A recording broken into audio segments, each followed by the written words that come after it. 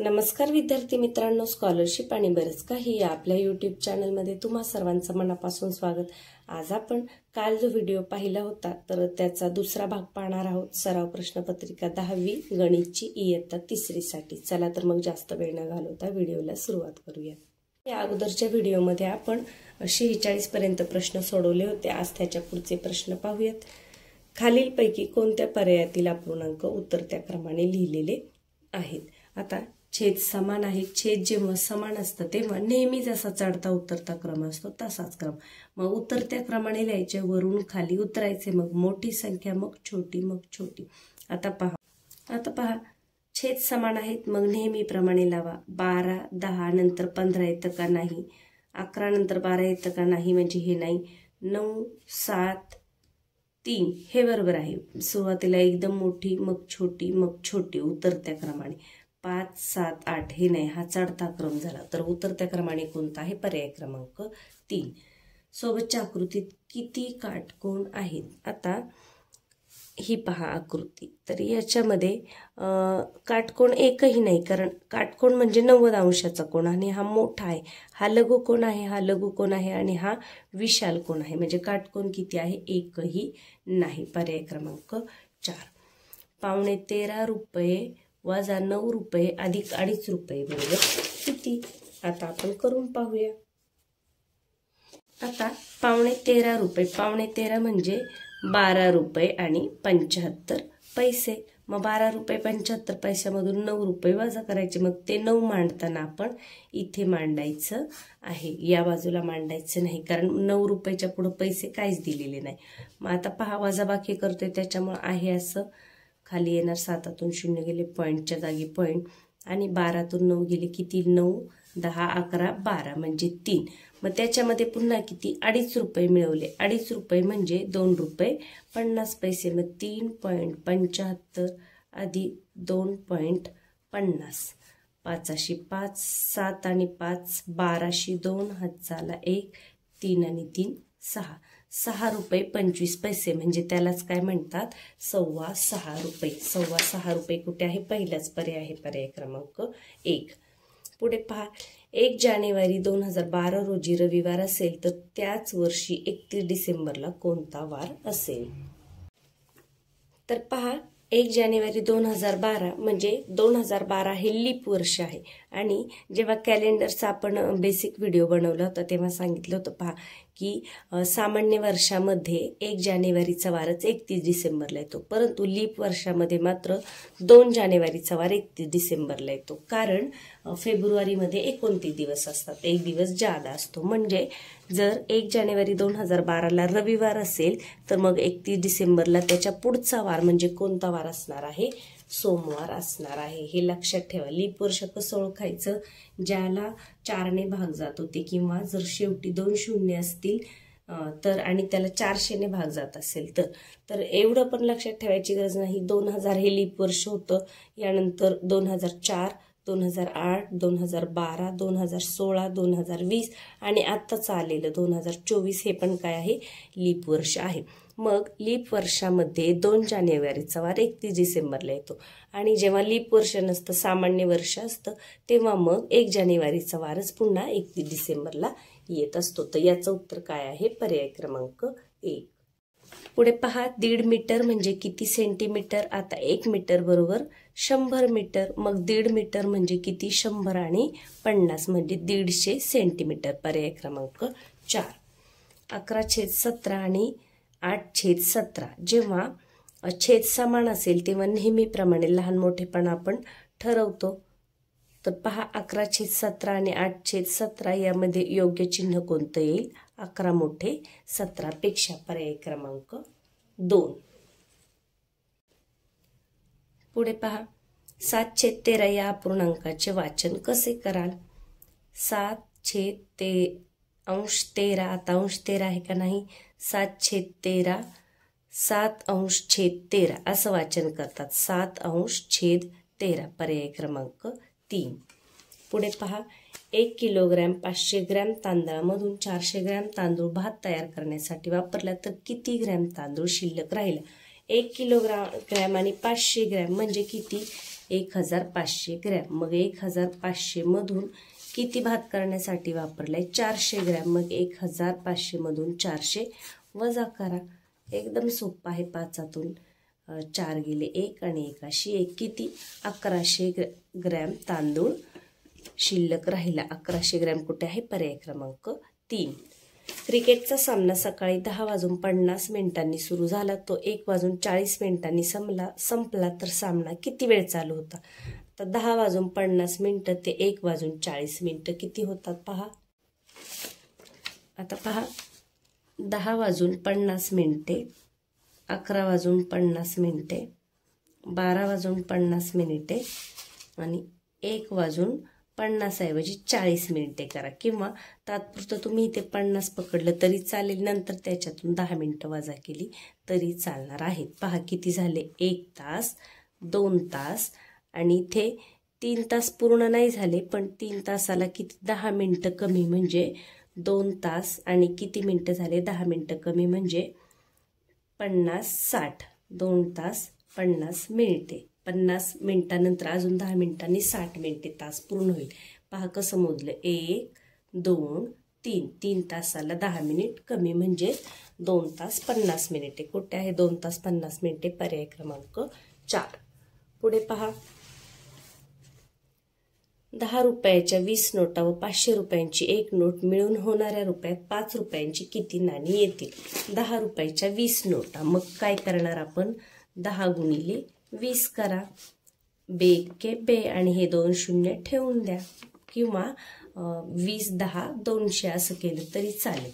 आणि 500 रुपयांची एक नोट. 500 रुपयांची एक नोट म्हणजे 500. मग किती झाले? 700 झाले. मग आपल्याला काय म्हटले की मिळून होणाऱ्या रुपयात 5 रुपयांची किती नाणी येतील?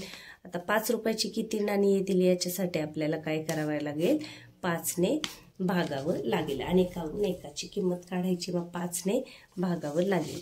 तर पहा, 5 1 5. 7तून 5 गेले. इथे 5 गृहीत धरायचं म्हणा. 7तून 5 गेले किती उरले? 2. मग 2वर शून्य किती झाले? 20. मग 5 चोक 20 आणि हा उरलेला शून्य देऊन टाका. किती नाणी येतील? 140. कुठे आहे 140? पर्याय क्रमांक 4.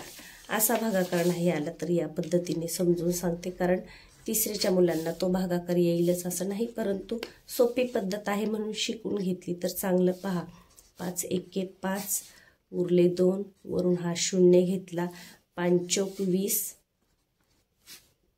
मग हा उरलाय शून्य, तो खाली घेत बसण्यापेक्षा डायरेक्ट इथे देऊन टाका. आलं 140. पर्याय क्रमांक 2. खालील आकृती संबंधी चुकीचे विधान कोणते? आयताची आकृती आहे, समोरासमोरील बाजू समान आहे, अशा खुणा केलेल्या असतात. पहा, याचा अर्थ आहे की या 2 बाजू समान आहेत. 4 शिरोबिंदू असतात, बरोबर आहे. 4 बाजू असतात, बरोबर आहे. समोरासमोरील बाजू समान लांबीच्या असतात, बरोबर आहे. सर्व कोन विशाल कोन असतात, हे चुकीचं आहे. सर्व कोन कसे असतात? काटकोन असतात. आयत आणि चौरसाचे सर्व कोन काटकोन असतात. 4ही म्हणजे चुकीचं विधान कोणतं आहे? ड. फक्त ड कुठे आहे? पर्याय क्रमांक 4. 8 पेनची किंमत 200 रुपये आहे, तर अशा 25 पेनची किंमत किती? 8 पेनची किंमत 200 रुपये. आणि एकावरून एकाची किंमत काढा, भागाकार करा. 8 1 8, 8 दुने 16. 16 इथे मनात पकडा तुम्ही 16. मग 20 मधून 16 गेले, उरले 4. 4वर शून्य झाले 40. 8 पंचे 40. एका पेनची किंमत किती? 25 रुपये. मग अशा 25 पेनची किंमत किती? 25 गुणिले 25 करा. 25 5 125 किंवा 25चा वर्गच तुम्हाला माहीत असेल तर याचं उत्तर तुम्हाला लगेच येणार आहे. 25चा वर्ग आहे 625 आणि वर्ग माहीत नसेल तर 25 गुणिले 25 करा. 25 5 125 5 हातचे आले 12. 25 दुने 50 आणि 12 झाले 62. 625. कुठे आहे 625 रुपये? पर्याय क्रमांक 2. पुढे पहा, आता इथे सरळ सरळ बेरीज आहे. 347 आणि 653. 347 आणि 653. 7 आणि 3 10, 0 हातचाला 1, 0 हातचाला 1, 6 आणि 4 10. पुन्हा पहा, इथे 0 इथे 0, 6 आणि 4 10 म्हणजे 1000. तर पर्याय कसे दिलेत पहा. 100 शतक, 100 वर 2 शून्य नाही. 100 दशक, 100 वर 1 शून्य. 100 दशक म्हणजे 100 वर दशकचा 1 शून्य द्यायचा म्हणजे 1000. मग हेच आहे बरोबर. कुठे? 100 दशक. पर्याय क्रमांक 2. 10 सहस्र म्हणजे 10,000 येतं आणि 1000 दशक म्हणजे 1000 वर दशकचा अजून 1 शून्य ठेवायचं म्हणजे हे 2 येणार नाही. आपल्याला काय हवं आहे? 1000 म्हणजे 100 दशक. 955 गुणिले 0 अधिक 1 बरोबर किती? आपण शिकलोय कोणत्याही संख्येला शून्याने गुणले तर उत्तर 0च येतं म्हणजे याचा गुणाकार 0 येणार. मग 0 अधिक 1 किती? 1च. पर्याय क्रमांक 1. पुढे पहा, छेद सारखा आहे. मग सुरुवातीला बेरीज करूया, नंतर वजाबाकी करूया. 9 आणि 13 अधिक 9. 13 आणि 7 किती होतात? 20 आणि 2 22 म्हणजे 22 छेद 22 वजा 11 छेद 22. 22 छेद 22 वजा 11 छेद 22. आता छेद समान आहे, छेद तसाच ठेवून द्या आणि 22 मधून 11 गेले किती उरले? 11 म्हणजे किती आलं उत्तर? 11 छेद 22. कुठे आहे 11 छेद 22? पर्याय क्रमांक 3. कसं केलं? सुरुवातीला या छेद सारखे आहेत म्हणून 13 मध्ये 9 मिळवले, ते आले 22. मग 22 मधून 11 गेले कारण वजाबाकी आहे इथे. मग 22 मधून 11 गेले 11च. 11 छेद 22. छेद आहे असा ठेवायचा, छेदाची वजाबाकी करायची नाही. पुढे पहा, खालील राखाण्यात क्रमाने येणाऱ्या संख्येचे निरीक्षण करून प्रश्नचिन्हाच्या जागची संख्या शोधायची. 3, 6, 9 सोपा आहे. 3 एके 3, 3 दुने 6, 3 त्रिक 9, 3 चौक 12. पर्याय क्रमांक 2. सोबतच्या आकृतीत छायांकित केलेला भाग पहा. 1, 2, 3.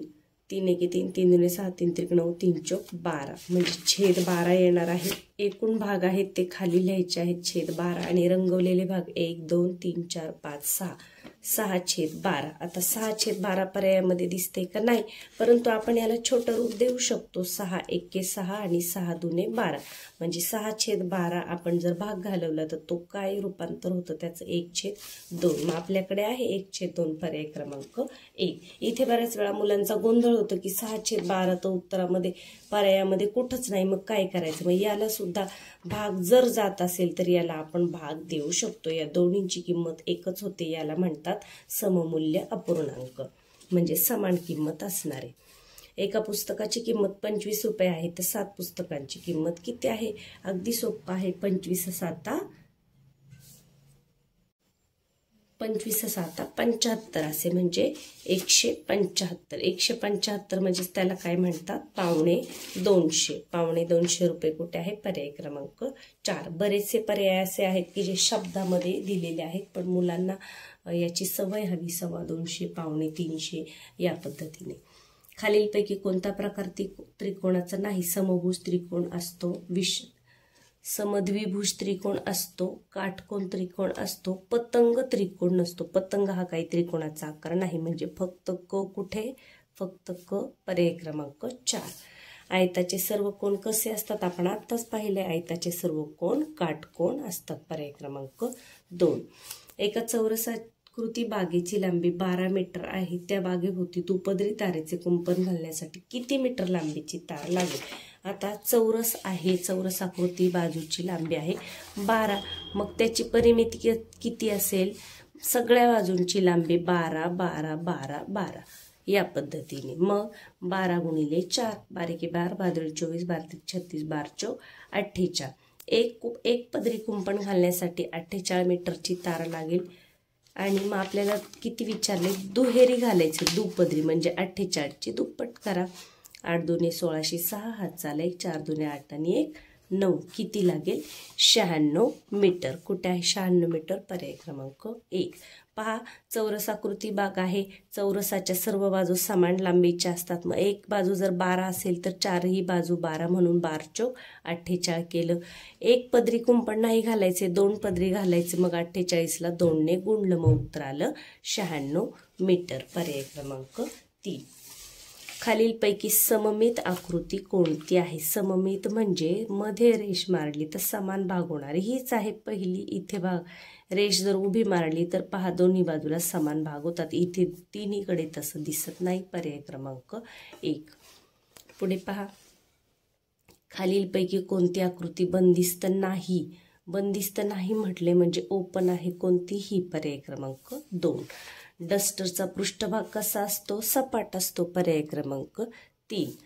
पुढील संख्या उतरत्या क्रमाने लिहिल्यास दुसऱ्या क्रमांकावर संख्या कोणती येईल? उतरत्या क्रमाने लिहायची म्हणजे सुरुवातीला सगळ्यात मोठी संख्या, मग त्याच्यानंतर थोडीशी छोटी, मग सर्वात मोठी आहे 4. शतक स्थानावरून पाहायचे, सगळ्यात मोठी 4, मग त्याच्यानंतर कोणती येणार? 4 नंतर 3, म्हणजे दुसऱ्या क्रमांकावर कोणती येईल?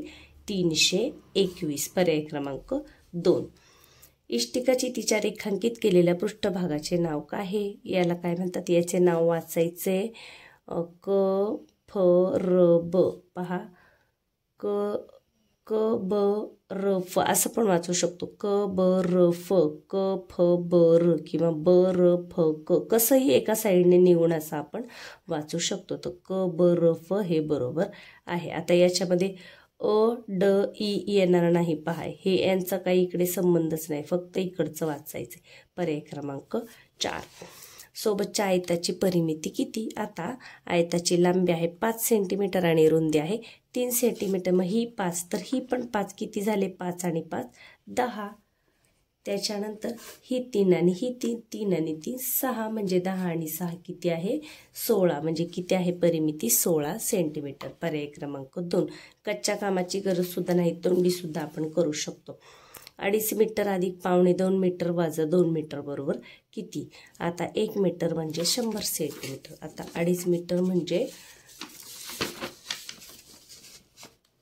250 सेंटीमीटर, कारण 1 मीटर म्हणजे 100 सेंटीमीटर. मग 2.25 मीटर, 2.25 म्हणजे 175 सेंटीमीटर.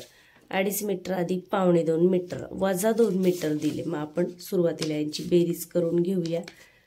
5 7 आणि 5 12, 2 हाताला 1, 2 आणि 1 3 आणि 1 4, 425. मग वजा 2 मीटर म्हणजे वजा याच्यातून 200 करा.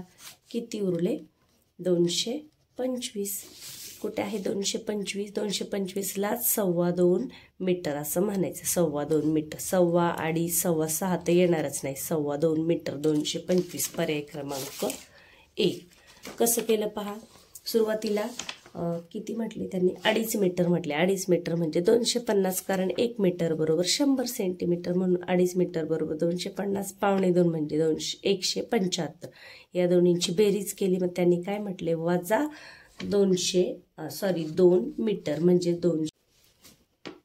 200 सेंटीमीटर. 1 मीटर बरोबर 100 सेंटीमीटर, म्हणजेच 2 मीटर बरोबर 200 सेंटीमीटर, म्हणजे किती? 225 म्हणजे 2.25 मीटर. पर्याय क्रमांक 1. आणि याच्यातलं शेवटचं गणित आहे 9. सहस्र ही संख्या अंकात कशी लिहायला? सोपं आहे. सहस्र म्हणजे 1000. कुठे आहे? 9000. पर्याय क्रमांक 4. तर अशा प्रकारे आपण 10वी सुद्धा प्रश्नपत्रिका आज समजून घेतलेली आहे. बरीच वेगवेगळ्या प्रकारची उदाहरणं या प्रश्नपत्रिकेमध्ये होती. आता परीक्षेला उद्याचा एकच दिवस, म्हणजे आजचा एकच दिवस व्हिडिओ मी शुक्रवारी बनवलाय, तो शनिवारी येईल. म्हणजे आजचा एकच दिवस आहे अभ्यासाला, तर जास्त टेन्शन न घेता तुमचं जे काही वाचन राहिले असेल ते आज वाचून घ्या आणि उद्या अगदी आत्मविश्वासाने पेपरला जा, की जेणेकरून तुम्हाला पेपर हा सोपा जाईल. चला तर मग पुन्हा भेटूया पुढच्या व्हिडिओमध्ये.